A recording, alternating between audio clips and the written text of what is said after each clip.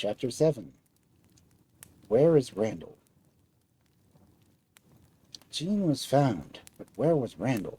She told the men who had come out to look for her that Randal had gone to look for the wishing well. So they rolled her up in a big shepherd's plaid, and the two of them carried Jean home in the plaid, while the rest, with lighted torches in their hands, went to look for Randal through the wood. Jean was so tired that she fell asleep again in her plaid before they reached Fairnilee. She was wakened by men shouting as they drew near the house, to show that they were coming home. Lady Ker was waiting at the gate, and the old nurse ran down the grassy path to meet them. "Where's my bairn?" she cried as soon as she was within call. The men said, "Here's Mistress Jean, and Randal will be with us soon. They have gone to look for him." "Why are they looking for you?" "Just about the wishing well." The nurse gave a scream and hobbled back to Lady Ker. "My bairn's tent," she cried. "My bairn's tent. They'll never find him. The good folk have stolen him away from that weary wishing well." "Hush, nurse," said Lady Ker. "Do not frighten Jean."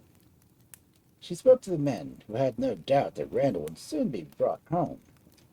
So Jean was put to bed, where she forgot all of her troubles, and Lady Ker waited all night till the gray light began to come in, about 2 in the morning. Lady Ker had kept very still and quiet, telling her beads and praying.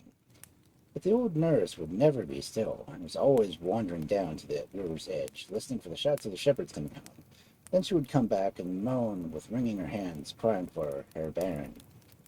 About 6 o'clock, when it was broad daylight and all the birds were singing, the men returned from the hill, but Randal did not come home with them. Then the old nurse set up a great cry, as the country people do over the bed of someone who has just died. Lady Ker sent her away and called Simon Grieve to her own room. "Have you not found the boy yet?" she said, very stately and pale.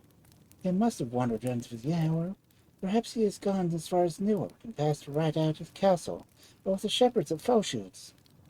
"No, my lady," said Simon Grieve. "Some of the men went over to Newark, and some went to Foulshiels, and the other went down to Sir John Murray's at Philipra. And there's never a word of Randal in the countryside." "Did you find no trace of him?" said Lady Ker, sitting down suddenly in a great armchair. "Well, we went through the wood, my lady, by the path to the wishing well, and he had been there, for the whip he carried in his hand was lying on the grass. And we found this." He put his hand in his pouch and brought out a little silver crucifix that Randal used to always wear around his neck on a chain. "This was lying on the grass beside the wishing well, my lady."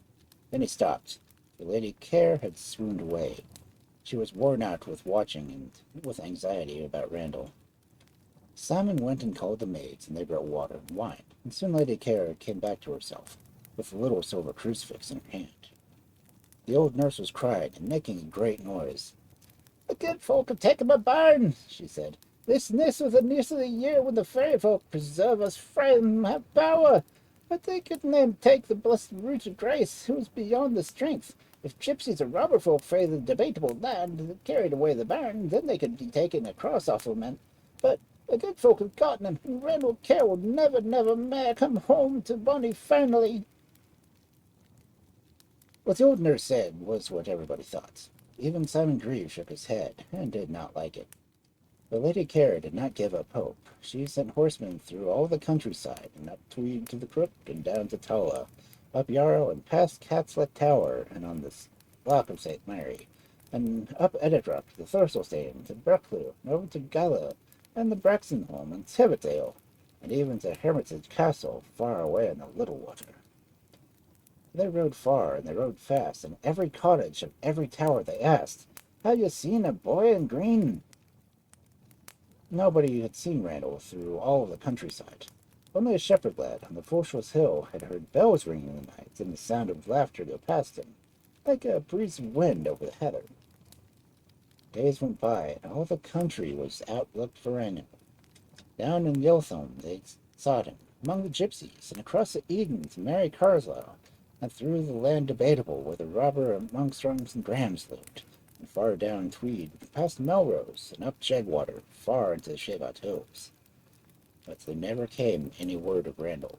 It vanished as if the earth had opened and swallowed him. Father Francis came from Melrose Abbey and prayed with Lady Ker, and gave her all the comfort he could. He shook his head when he heard of the wishing well, but he said that no spirit of earth or air could have power over a Christian soul. But even when he spoke, he remembered that once in 7 years the fairy folk have to pay a dreadful tax, one of themselves to the king of a terrible country of darkness. And what if they had stolen Randal, to pay the tax with him? That was what troubled Father Francis, so like a wise man he said nothing about it, and even put the thought away out of his own mind. But you may be sure that the old nurse had thought of this tax and the fairies too, and that she did not hold her peace about it, but spoke to everyone that would listen to her, and would have spoken to the mistress if she had been allowed. But when she tried again, Lady Ker told her that she had to put her own trust in heaven and in the saints. And she gave the nurse such a look when she said that, if ever Jean heard this, she would send away Nurse over Fairnilee out of the country, and that the old woman was afraid and was quiet. As for poor Jean, she was perhaps the most unhappy of them all. She thought to herself if she refused to go to Randal to the wishing well, and had run into told Lady Ker that Randal would have never started for the wishing well, and she put herself in great danger, as she fancied, to find him. She wandered alone on the hills, seeking all the places where he believed to be haunted by fairies. Even at Fairnilee, as the country people called the little round green knolls in the midst of the heather, Jean would stoop down her ear to the ground and try to hear for voices of the fairies within, for it was believed that you might hear the sound of their speech and the trampling of the horses, or the shouts of the fairy children. But no sound came, except the song of the burning flow-by, and the hum of gnats in the air, and the gawk-gawk and cry of the grouse, when you frightened him in the heather. And Jeanie would try another way, meeting the fairies, and finding Randal. She would walk 9 times around a Fairnilee, beginning from the left side, because then it would be fancied that the hillside would open, like a door, and show the path into fairyland. But the hillside never opened, and she never saw a single fairy. Not even old Whoopity Story sit with her spinning wheel in the green glen, spinning grass into gold, and singing her fairy song. I once was a young and fair, my eyes were bright and blue. If the sun shone through, and golden was my hair, down to my feet it rolled, ruddy and bright like fawn, upon an autumn morning in heavy waves of gold. Now am I gray and old, and so I sit and spin, with trembling hand and thin, the metal bright and cold. I would give though the gain these heaps of wealth untold, of hard and glittering gold, could I be young again.